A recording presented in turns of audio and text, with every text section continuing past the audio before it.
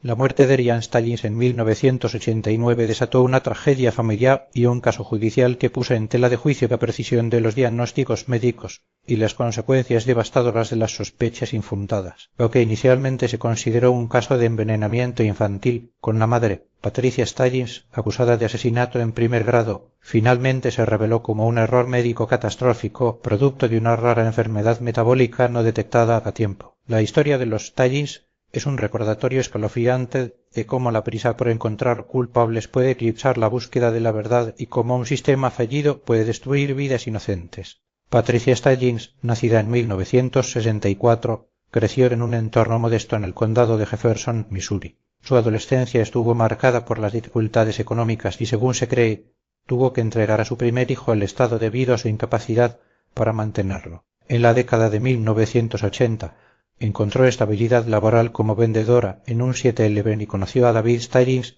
un empleado de una imprenta. Su relación floreció, culminando en matrimonio en 1988 y el nacimiento de Diane en abril de 1989. La familia Stallings parecía haber alcanzado la estabilidad y la felicidad. Tenían una casa modesta cerca del lago y ambos disfrutaban de empleos estables. Sin embargo, esta tranquilidad se vio abruptamente interrumpida cuando Orián, a los pocos meses de edad, comenzó a experimentar dificultades respiratorias y vómitos persistentes. Los padres, desesperados, lo llevaron al Hospital de Niños Cardinal Glennon, donde fue ingresado y posteriormente trasladado a la unidad de cuidados intensivos pediátricos. Los análisis de sangre revelaron niveles alarmantemente altos de etilenglicol, un compuesto tóxico presente en los líquidos refrigerantes. La presencia de esta sustancia en el cuerpo de un bebé era inexplicable, lo que llevó a los médicos a sospechar de inmediato de un posible envenenamiento. La alerta se activó y las autoridades comenzaron a vigilar de cerca a Patricia,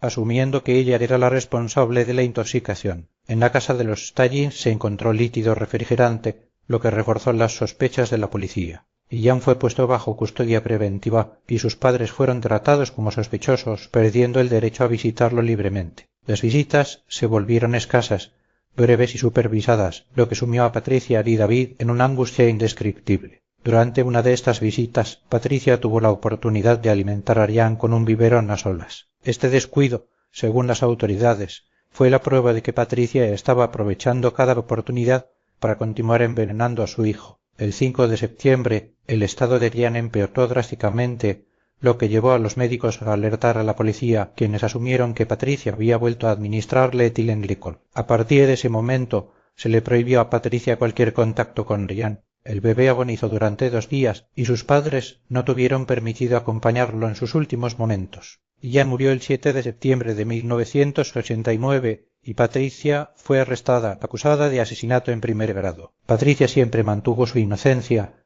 escribiendo los días posteriores a la enfermedad de Ian como una pesadilla. En una entrevista televisiva expresó su dolor y frustración.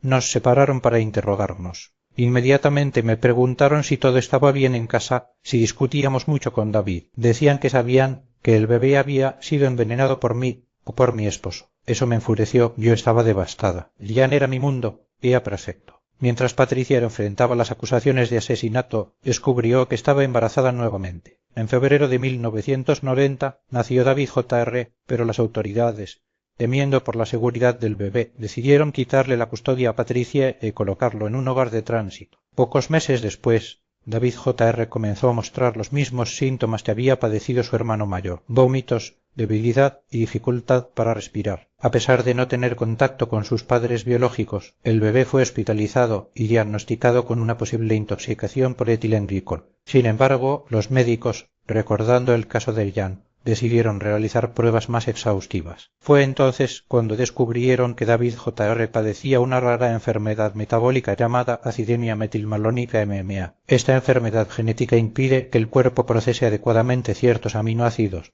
lo que provoca la acumulación de sustancias tóxicas en la sangre. Uno de estos ácidos tóxicos, el ácido propiónico, tiene una estructura química similar al etilenglicol, lo que había llevado a un diagnóstico erróneo en el caso de Ian. El diagnóstico de David Jr. abrió una nueva línea de investigación. Podría ser que Ian también hubiera padecido MMA y que su muerte no fuera el resultado de un envenenamiento, sino de una enfermedad no diagnosticada. El abogado defensor de los Stallings, Eric Radbone, logró obtener documentos del fiscal John Applebaum que revelaban que el médico que había atendido a Jan había considerado la posibilidad de MMA, pero no había realizado las pruebas necesarias para confirmarlo. A pesar de esta evidencia, los fiscales se negaron a reconsiderar el caso, argumentando que incluso si Jan hubiera tenido MMA, la cantidad de etilenglicol encontrada en su sangre era demasiado alta para ser explicada únicamente por la enfermedad. El juez Gary Kramer también se negó a permitir que la defensa presentara la teoría de la MMA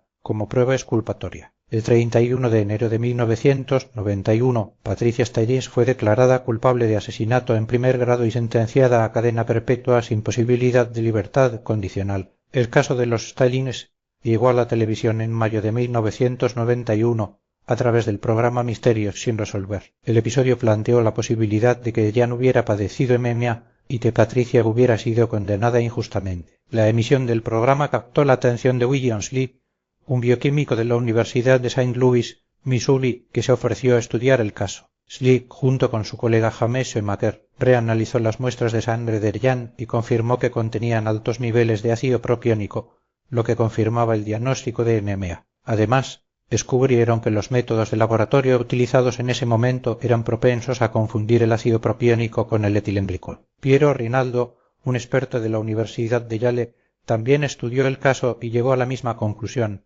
Jan había muerto a causa de su enfermedad metabólica y el tratamiento que había recibido por envenenamiento había agravado su condición. El testimonio de estos expertos convenció al fiscal, quien solicitó la liberación de Patricia Stallings y la anulación de su condena. El 30 de julio de 1991, Patricia fue liberada después de haber pasado 1 año y 10 meses en prisión. Junto con su esposo, recuperaron la custodia de David Jr. La familia Stallings, aunque exonerada, sufrió un daño irreparable. En 1993 llegaron a un acuerdo extrajudicial con el Hospital de Niños Glennon y los laboratorios involucrados, recibiendo una compensación millonaria por negligencia y errores de diagnóstico. Sin embargo, la tragedia no terminó ahí. Patricia y David se divorciaron a mediados de la década de 1990. David Jr. falleció repentinamente en 2013 a los 23 años y David Stallings murió en 2019 después de una larga enfermedad. Patricia Stallings, después de la exoneración,